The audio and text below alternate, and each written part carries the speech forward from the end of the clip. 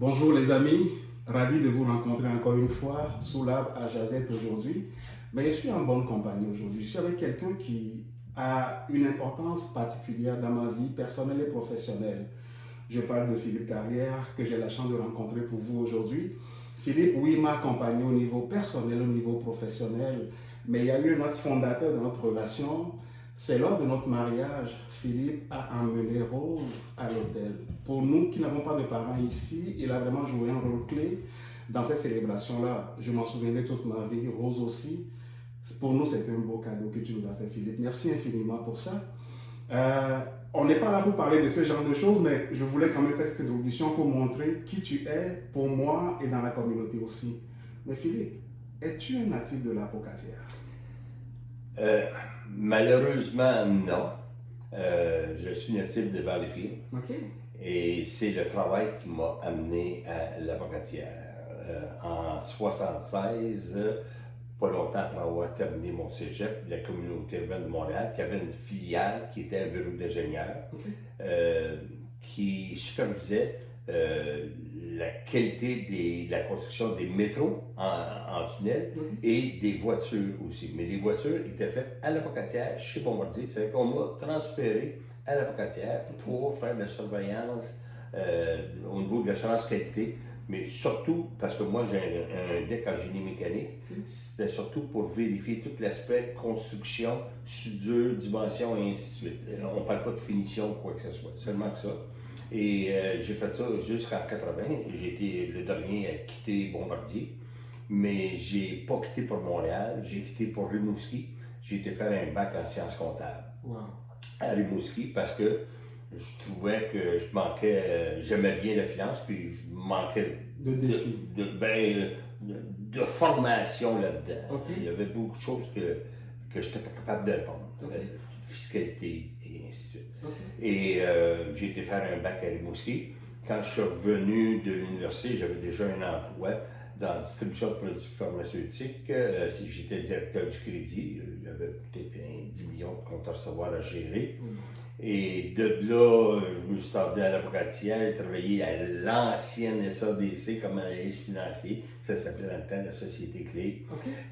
Après ça, j'ai décidé de peut-être voir s'il n'y avait pas d'autres choses qui pouvaient m'intéresser. Et j'ai été pour une compagnie de produits chimiques comme directeur des ventes. Aussi ridicule que tous les savoir-faire. Mais j'ai bien aimé cette expérience-là. Et jusqu'au moment que, honnêtement, je me suis pogné avec le président canadien. Et de là, j'ai décidé de m'en aller en service financier, en assurance en placement. Ça a été en 1994. Et ça a commencé avec la Mutuelle du Canada. Et en 99, ça a migré vers Clarica, puis après ça, Sun Life. Et puis j'ai arrêté, pas ma carrière en finance, mais mon attachement avec Sun Life pour ralentir, parce que on sait très bien que dans des entreprises comme ça, les objectifs sont quand même assez importants. Puis moi, mon objectif, c'était d'avoir du plaisir, de vivre. C'est vrai que depuis ce temps-là, professionnellement, je travaille encore 80 heures par semaine. Mais avant ça, je travaillais 60 heures pour ma business et 20 heures en bénévolat. Là, je fais 60 heures bénévolat puis 20 heures pour ma business. C'est mon histoire, si on peut dire, professionnelle, mais qui a eu plein de petites embûches pendant cette période-là. Évidemment, je ne sais pas si ça peut t'intéresser de savoir qu'en 2002, j'ai fait une leucémie. Et puis, c'est tout simplement lors d'un examen de routine. Mon médecin a demandé évidemment une prise de sang, puis il s'est rendu compte que j'avais certaines choses au niveau de mon sang, l'hémoglobine, ces choses-là, que c'était pas normal. C'est qu'il y a eu une investigation un petit peu plus loin. Et pour arriver, puis me faire dire que j'avais peut-être un cancer du sang, mais qu'on va valider vraiment le diagnostic. On a même été obligé d'envoyer, parce que lorsqu'on on prend le cancer du sang, on sait que le sang est produit dans les os plats. Les os plats, c'est le bassin, les fémurs, les chats. Et on m'a fait une petite carotte. Autrement dit, il y a un docteur avec une drill, là, ben, pas électrique, mais manuelle, là, puis, dans le bassin, puis c'était du seul. Il y avait une anecdote là-dessus. C'est que le médecin, c'était un vieux médecin, le docteur Tessier, je m'en souviendrai toujours, qu'il faisait ça par le devant. Tous les autres font ça par en arrière, mais lui, il faisait ça par en avant. Et puis, un moment donné, il arrive à moi et il dit: Monsieur Carrière, vous avez les os durs. Il dit: Ouais, je comprends parce que vous commencez à dégoûter sur moi, là, vous avez chaud.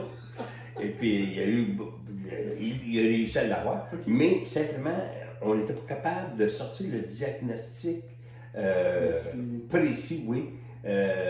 Fait qu'on on avait choisi de l'envoyer à 2 hématologues pour le diagnostic. Pas des hématologues, des. Il y avait un spécialiste là-dedans, un hématopathologiste. Il y en avait un à Boston, puis il y en avait une à Paris. Et étant donné qu'il y a un des hématologues qui me supervisait, avait fait sa formation à Paris, une partie de sa formation à Paris, on l'a envoyé là. Et c'est là qu'ils ont trouvé que j'avais une leucémie myéloïde aiguë. Est-ce que ça, Philippe, c'est quoi, qu'est-ce qui est à l'origine de ça? Je t'ai coupé, mais tantôt tu vas revenir là-dessus. Mais qu'est-ce qui peut, est-ce que c'est le rythme de vie que tu avais avant? Est-ce que c'est la pression? Est-ce que c'est le stress? C'est quoi qui peut, à ton avis, qui pourrait causer ce genre de situation-là? Moi, je pense que c'est des choses qu'on a en soi. Et puis on l'a en soi. Et puis, il y a un déclencheur, mais ça peut être n'importe quoi. J'ai connu de mes amis qui sont décédés aujourd'hui, qu'ils ont perdu leur emploi, ils ont fait un cancer, puis sont décédés tout de suite après. Mais ils étaient parfaits. Peut-être que s'ils avaient continué leur emploi, il n'y aurait pas eu ce problème-là. Peut-être qu'il y aurait eu beaucoup plus tard, je ne le sais pas. Mais j'ai comme l'impression que on l'a en soi, mais il y a un élément déclencheur qui fait que on finit par là. Il se développe plus vite. Tantôt tu disais qu'au fond ça a été découvert dans un examen de routine. Est-ce que tu es quelqu'un qui allait régulièrement à l'hôpital? Parce que comme homme, non? Non. Non, je ne suis pas un hypochondriaque. Moi, je dis tout le temps, Philippe, tu as un symptôme, tu as quoi? Ben, ça va passer. Et puis souvent, on attend peut-être un petit peu plus longtemps. Je commençais à être essoufflé. Comme tu sais, j'étais un gars qui faisait quand même beaucoup d'exercices. J'étais essoufflé de plus en plus, mais je me disais, oh, je m'entraîne pas assez, et ainsi de suite. Je posais un diagnostic moi-même, sans avoir les compétences pour le poser, le diagnostic. Et à cause de ça, c'est ce qui a fait que j'ai laissé aller. Autrement dit, ça va passer, puis c'est correct. Heureusement que j'avais un examen de routine à faire. Et puis, à partir de ce moment-là, c'est ça. J'ai été à Lévis pour voir le diagnostic. Et j'ai rentré à l'hôpital, en fait, le 23 décembre 2002. Et en fait, le monde me dit: Puis, comment t'as vu ça? J'ai été bien chanceux. Parce que lorsque le médecin m'a avisé que M. Carrière, vous avez une leucémie, j'ai dit: Ça se guérit-tu? Il a dit oui. Il dit: je lui demande: sais-tu qu'est-ce que ça fait? Il dit oui. J'ai dit: fais qu'est-ce que tu as à faire, dis-moi qu'est-ce que je fais, puis tu vois, ça va venir. Moi, j'étais un gars d'envie positif, là, tu peux pas avoir plus positif que moi. Un verre, c'est pas à moitié vide, c'est à moitié plein, puis je te dirais que c'est même 3 quarts plein. Donc, ça t'a beaucoup aidé, j'imagine. Moi, Mino, je pense sincèrement que lorsqu'on dégage du positivisme dans la maladie, ça ne veut pas dire que ça ne nous affecte pas, mais il faut virer la page rapidement. Et puis, notre corps sécrète des substances qui nous aident à passer au travail. C'est pas tout le temps le cas, j'en conviens. Tout à fait. Mais moi, je suis convaincu que ça peut aider si jamais ça l'a à aider. Si on a l'opportunité de pouvoir passer au travers, ben, je suis convaincu que cette substance-là va nous aider à passer au travers beaucoup plus facilement. Oui. Hein. Ouais. Est-ce que tu penses que cet élément a quand même agi sur la famille? Parce que je sais que j'ai dit que les filles étaient quand même dans une période peut-être plus jeune. Comment est-ce que la famille a vécu ça? Je te dirais, Gida était là lorsque j'ai eu le diagnostic. Okay. Et puis Gida s'est rendu compte que j'étais, a tout le temps su que j'étais un gars positif. Les enfants, Marie-Christine et Isabelle, écoute, ils étaient jeunes à ce moment-là. Ils étaient au collège, je me souviens bien, en 2002. Okay. Et puis 2002-2003 principalement. Puis surtout que j'étais pas là pour à Noël. J'étais à l'hôpital. Okay. Les enfants, je n'ai pas trop entendu parler, sauf que je n'ai entendu parler pas de Gida parce qu'elle ne voulait pas m'inquiéter davantage. Mais j'ai su par la suite que les filles au collège, des fois, là, ils étaient vraiment touchés par ce que je vivais, puis que il y en a qui les ont déjà vus pleurer même, je pense. Oui, hein? Il avait peur de me perdre. Okay? C'est ce que certains m'ont dit. Là, okay? Mais je ne le savais pas parce que je l'ai su quelques années après. C'est ça. Gida ne voulait pas t'inquiéter davantage. M'inquiéter, c'est ça, avec l'aspect des filles. Mais Gida, quand elle venait, était positive, et puis... oui, hein? Oh. Mais j'ai eu plein d'anecdotes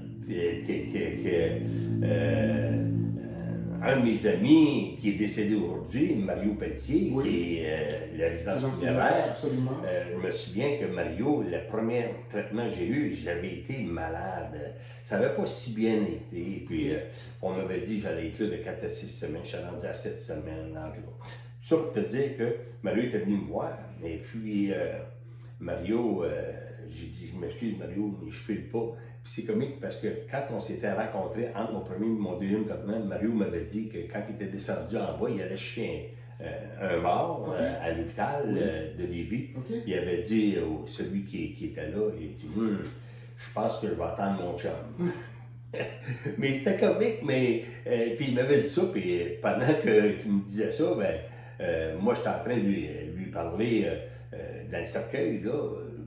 Les cheveux rasés, là. Puis t'es en train de voir qu'on parle de la couleur de la perruque, là. Fait que, non, je prenais ça peut-être du bon bord, là. Puis, mais tu fais bien. Vraiment. Parce que Philippe, il y a eu, ta maladie, mais il y a eu Gilda aussi qui a subi, mettons, une autre maladie. Comment as-tu vécu ça? Comment ça s'est passé? Moi, c'est sûr que Gilda, elle, n'a pas la même attitude que moi, mais j'ai essayé de lui faire comprendre que ça ne donne rien de s'apitoyer. Il faut utiliser cette énergie-là qu'on a, pas pour pleurer, c'est un gros mot, là, mais pas pour s'apitoyer, mais pour passer au travers. Et puis, Gilda était quand même très positive. Il était quand même très positif dans sa démarche, dans sa maladie et tout ça. Puis elle a passé au travers, ça c'est en 2018, c'était au près 6 ans après que j'ai eu le mien, mon cancer. Pas 2018, 2008. 2008, hein? Philippe, ouais. ce que je trouve remarquable là-dedans, ton attitude a beaucoup aidé à passer au travers. Ça, c'est un point important. Mais tu as aussi suivi tous les conseils que les gens, les spécialistes te donnaient. Tu étais là pour faire tes traitements, faire le suivi. Ouais. Mais après ça aussi, tu as continué encore à bouger beaucoup parce que quand je t'ai connu, c'était après cet épisode-là. Mais tu étais encore la machine, là. Tu étais quelqu'un qui était très actif, bougeait beaucoup. Est-ce que tu penses que ça a aussi aidé pour la suite? Moi là, je vais dire, quand j'ai été malade, je dis à tout le monde, moi j'ai passé 15 semaines de vacances dans 2 hôtels. L'Hôtel Dieu de Lévis puis l'Hôtel Dieu de Québec. Wow. OK? Écoute, j'avais une chambre privée, j'étais nourri, j'étais logé, puis même il y a des infirmières qui voulaient me laver. Mais t'as dit non, évidemment, j'ai dit non, là. C'est bien. Mais ça me donne rien de dire oui aussi, là. Mais simplement pour te dire que la maladie, pour moi, là, oui, c'est une jambette, là. Tout à fait. Mais ça ne veut pas dire que tu tombes à terre et que tu ne te relèves pas. OK? OK? Je sais pas si Oui. je comprends bien ta question, là. Tout à fait. Ouais. Tu t'es relevé après. Oui, je me suis relevé, puis même que dans mon côté professionnel, j'ai été pendant 21 semaines arrêté. OK. OK? Donc 15 semaines qui ont été, 21 mois arrêtés. Donc 15 semaines, ça veut dire pas loin de 4 mois Tout à fait. que j'étais à l'hôpital. Okay? Il a fallu que j'ai eu une greffe de moelle osseuse en mai 2003. En fait, l'année passée, j'ai fêté mon 20e anniversaire de sobriété leucémique. Je comprends. Hein? C'est bien. Félicitations. Je suis très sobre, là. Comme je vois ça. Mais rappelle-moi. La question. Là, je suis parti. Là. C'est correct. Mais Philippe, je disais qu'au fond, je pense que la façon de rebondir et d'être encore actif, ça a dû aider à passer encore plus au travail puis ne plus revenir en arrière. Je voulais te dire, j'ai changé un petit peu mon approche professionnelle à cause de ça.